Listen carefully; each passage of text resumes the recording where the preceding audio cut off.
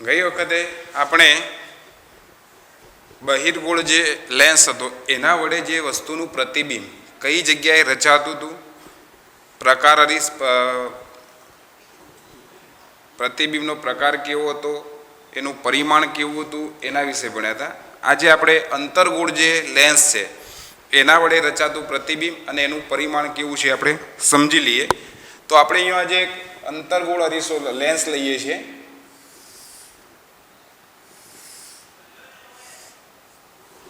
આપણો અંતર્ગોળ લેન્સ છે. વચ્ચેથી જે પસાર થાય આપણી મુખ્ય અક્ષ છે. હવે તમને ખબર છે કે લેન્સને બે કેન્દ્રો, અહીંયા એક F1, અહીંયા 2F1 થશે, એ જ રીતે અહીંયા F2 અને અહીંયા 2F2 થશે. આપણે પ્રતિબિંબનું સ્થાન નક્કી કરીએ છીએ, ધ્યાન રાખજો.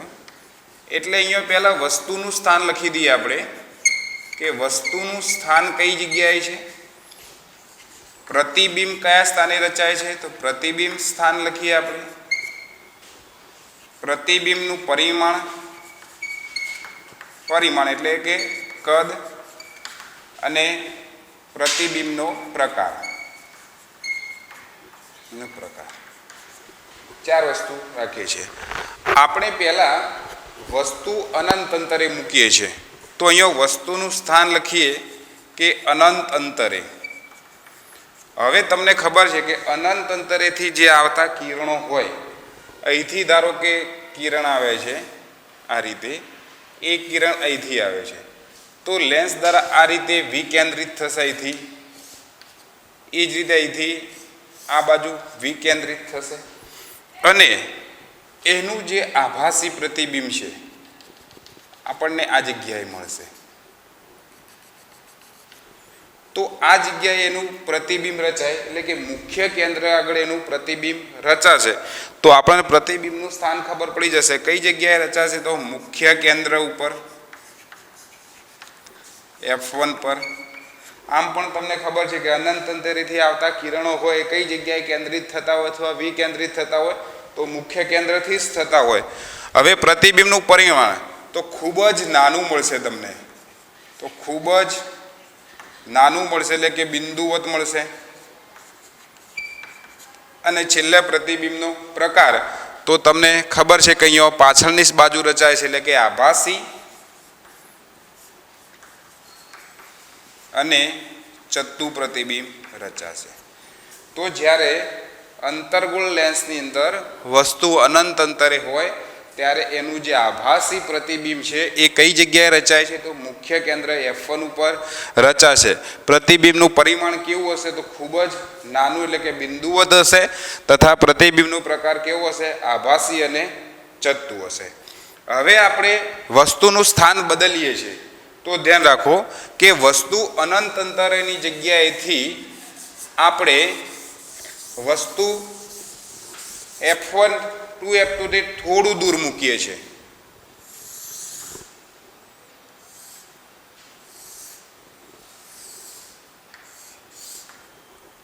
આ આપણું F1 છે, F1 2F1, અહીંયા 2F1.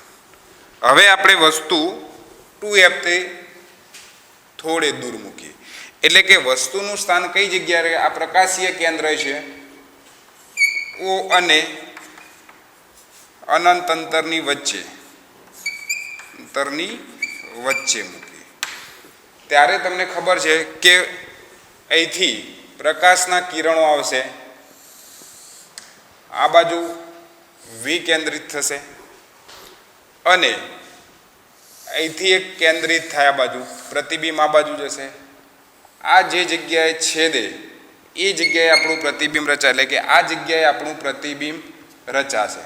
તો તમને ખબર પડે છે કે પ્રતિબિંબનું સ્થાન કઈ જગ્યાએ મળે છે, તો O અને F1ની વચ્ચે. પ્રતિબિંબનું પરિમાણ કેવું છે, તો વસ્તુ કરતાં નાનું મળે છે, તો નાનું.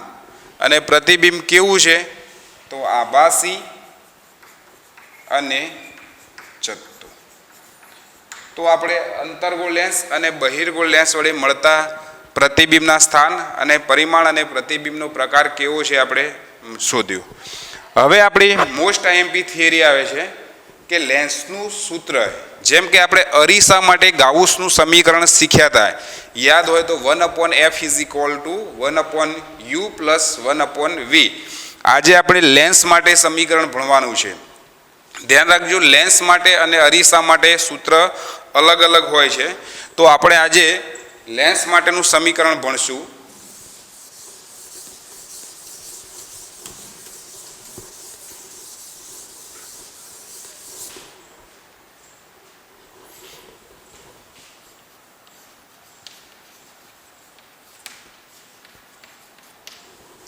તો આપણે પહેલાં લેન્સ સમજી લઈએ બરાબર, એની આકૃતિ બરાબર સમજીએ. આપણે આપણો બહિર્ગોળ લેન્સ છે, આપણી મુખ્ય અક્ષ છે, એનું પ્રકાશીય કેન્દ્ર O છે.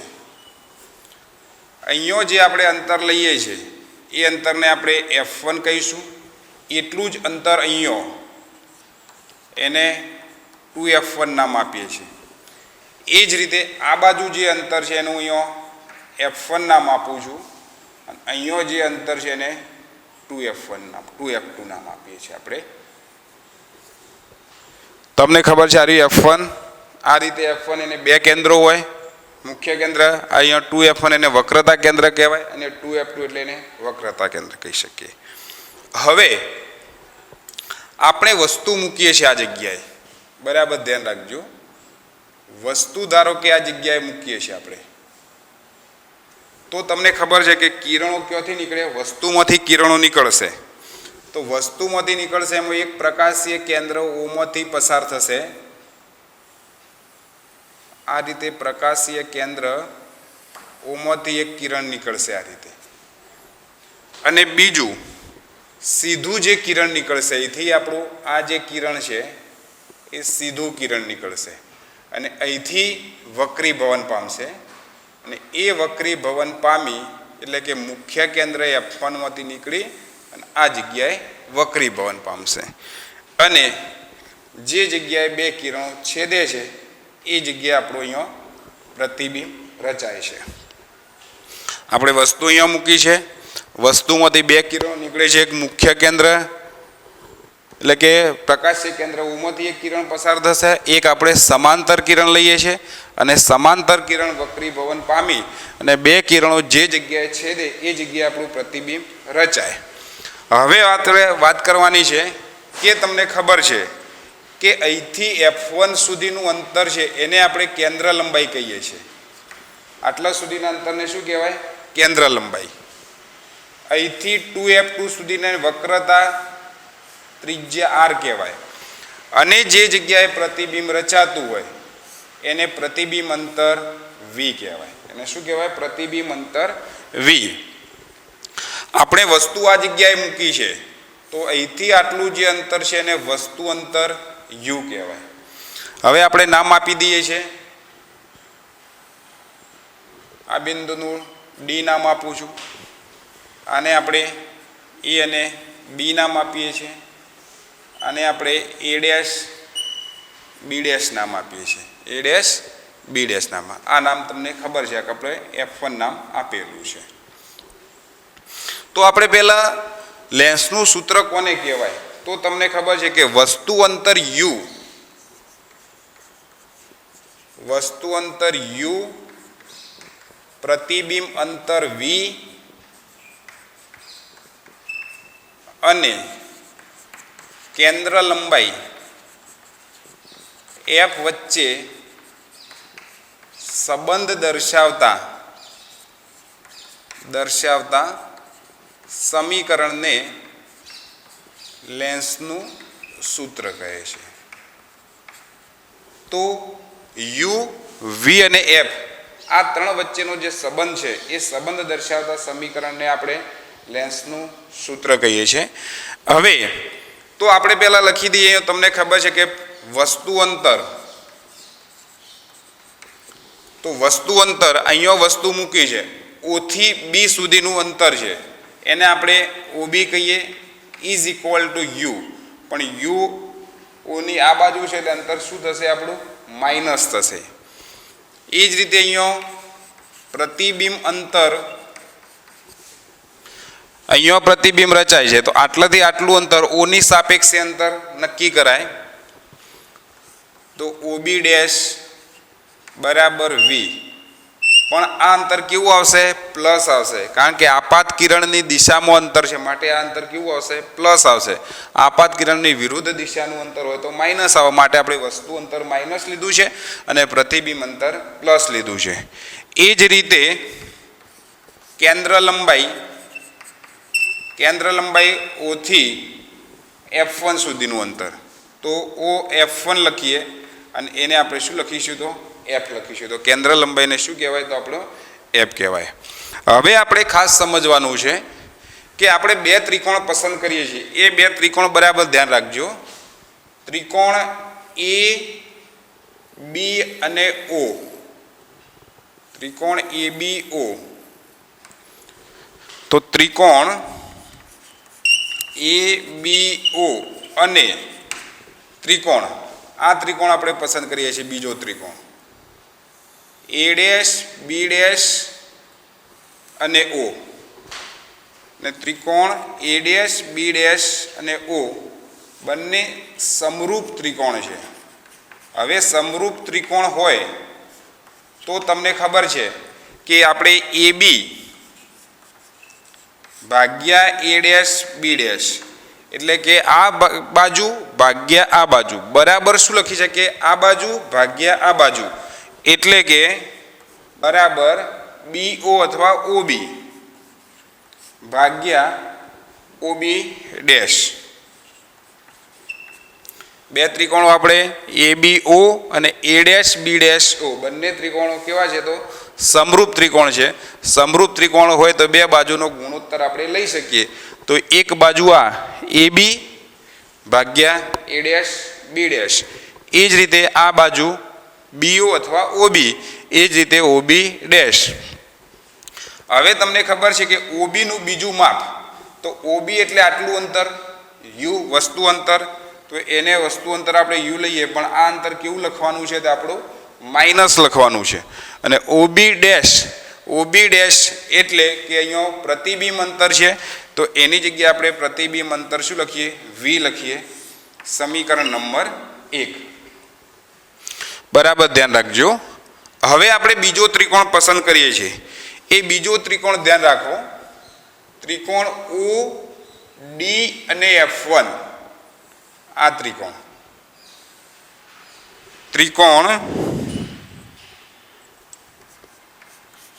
ODF1 અને એ જ રીતે આ બીજો ત્રિકોણ આપણો A ડેશ B ડેશ અને F1, A dash B dash F1. આ બંને ત્રિકોણો કેવા છે? તો સમરૂપ ત્રિકોણો છે.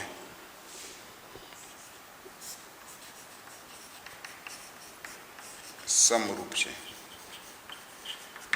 હવે આ બે ત્રિકોણો સમરૂપ હોય તો તમને ખબર છે કે આ જે બાજુ ભાગ્યા આ બાજુ, તો આપણે OD ભાગ્યા A ડેશ B ડેશ બરાબર આ બાજુ એટલે OF1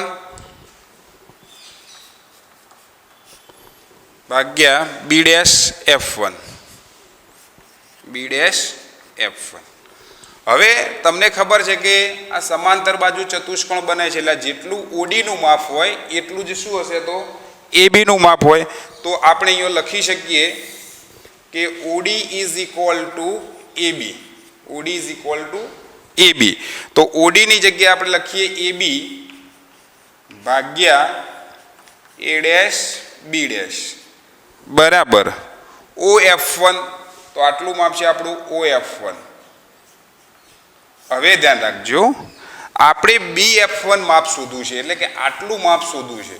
તો આટલું માપ શોધવું હોય તો આપણે આખા માપમાંથી આટલું માપ બાદ કરી દઈએ, એટલે કે OB ડેશ માઇનસ, એટલે કે આખું માપ છે OB ડેશ, એમાંથી આટલું માપ એટલે કે OF1 બાદ કરી દઈએ તો આપણને આટલું માપ એટલે કે f1b' માપ મળી જશે. હવે આપણે એની કિંમત લખી દઈએ અહીંયા, તો AB ભાગ્યા a' b' એમના એમ રહેશે. OF1 માપ એટલે તમને ખબર છે આટલું માપ એટલે કેન્દ્ર લંબાઈ f, OB' એટલે કે આપણું પ્રતિબિંબ અંતર છે, તો પ્રતિબિંબ અંતર v માઇનસ OF1 એટલે કેન્દ્ર લંબાઈ f થશે. તો આપણને આ સમીકરણ નંબર 2 મળશે. બરાબર, આપણું સમીકરણ 2.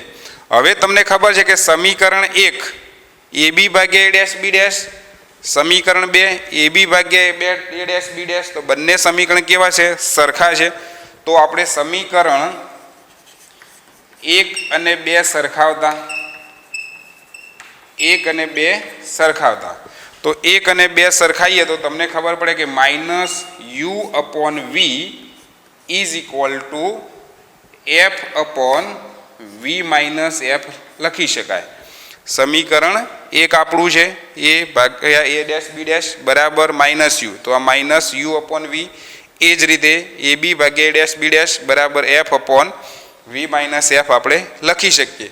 હવે આપણે ક્રોસ ગુણાકાર કરીશું.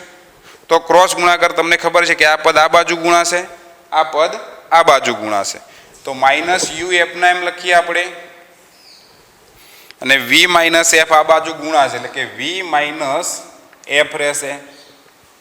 એ જ રીતે આ બાજુનો ક્રોસ ગુણાકાર કરીએ તો v × f થશે, v × f થશે. આપણે બંનેનો શું કર્યો છે? તો ક્રોસ ગુણાકાર કર્યો છે. હવે આ પદ આપણે અંદર ગુણી દઈએ તો -u × v, આ માઇનસ માઇનસ પ્લસ થઈ જશે, તો u × f થશે. આ પદ એમના એમ રહેશે, v × f. સમીકરણ નંબર 3 આપી દઈએ. સમીકરણ 3 ને u, v અને f વડે ભાગતા, તો આ સમીકરણને આપણે u, v, f વડે ભાગીએ તો 3 પદને ભાગવાના છે, તો -u/v ભાગ્યા uvf પ્લસ uf નીચે uvf, એ જ રીતે vf ભાગ્યા uvf. 3 સમીકરણને સમાન પદ વડે આપણે ભાગ્યા છે. હવે તમને ખબર પડે છે કે ઉપર નીચે uv સરખા છે તો જતા રહેશે. એ જ રીતે અહીંયા uf છે તો u અને f જતા રહેશે. એ રીતે અહીંયા vf છે તો અહીંયા v અને f જતા રહેશે. તો બાકી જે પદ આપણું વધ્યું અહીંયા -1 વધશે, નીચે આપણું f વધશે, તો uv જતા રહ્યા છે તો -1/f પ્લસ અહીંયા uf જતા રહ્યા એટલે 1 વધશે, નીચે v વધશે. એ જ રીતે અહીંયા vf જતા રહ્યા છે તો 1/ નીચે u વધશે. આપણે u વાળું પદ આ બાજુ લાવી દઈએ તો પહેલું પ્લસ લખવું તો લખી શકાય, અથવા તો -1/u. આ પદ બરાબરની આ બાજુ આવશે એટલે માઇનસ થશે.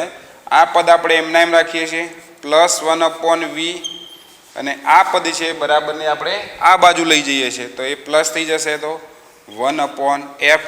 તો આપણને આ સમીકરણ મળી ગયું -1/u +1/v is equal to 1/f, જે લેન્સ માટેનું ગાઉસનું સમીકરણ છે. તો આજે આપણે લેન્સ માટેના ગાઉસનું સમીકરણનું સૂત્ર આપણે શીખ્યા. અગાઉ આપણે અરીસા માટે શીખેલા હતા. હવે આવતું નેક્સ્ટ લેક્ચરમાં.